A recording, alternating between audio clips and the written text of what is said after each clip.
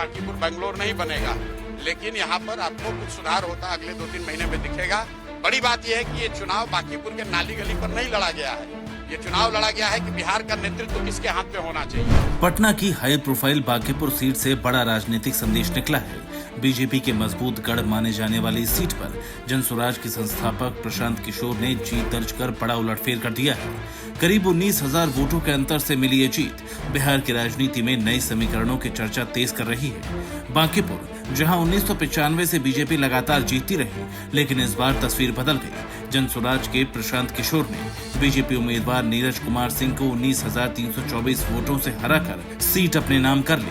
ये न सिर्फ प्रशांत किशोर की बड़ी व्यक्तिगत जीत है, बल्कि बीजेपी के लिए भी एक बड़ा राजनीतिक झटका माना जा रहा है। जनसुराज उम्मीदवार रहे प्रशांत किशोर को 64,151 वोट मिले।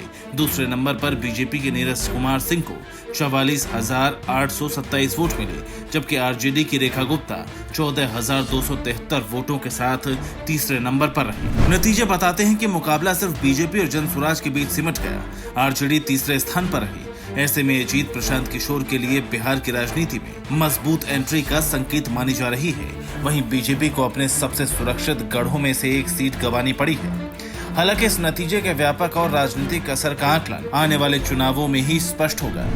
भाई पहला काम बस यही है कि बांकीपुर की जनता ने जो आशीर्वाद दिया है, अपनी ओर से जो हो सकेगा बांकीपुर में सुधार का प्रयास करेंगे। अगले 2-3 महीने में आपको वो चीज दिखेंगी भी। मैं कोई बहुत बड़ी बात बोलना नहीं चाहता हूँ।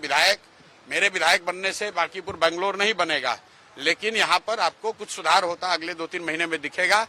बड़ी बात यह है कि ये चुनाव बांकीपुर के नाली गली पर नहीं लड़ा गया है, ये चुनाव लड़ा गया है कि बिहार का नेतृत्व किसके हाथ में होना चाहिए। और बांकीपुर की जनता ने ये संदेश दिया है भाजपा के नेतृत्व को कि भाई आप अच्छे आदमी को बिहार का मुख्यमंत्री बनाइए। सम्राट चौधरी की जगह किसी कुशवाहा को बनाना है बनाइए, कोई दिक्कत नहीं है, कुशवाहा को ही बनाइए, लेकिन कुशवाहा समाज के ही किसी अच्छे आदमी को बनाइए।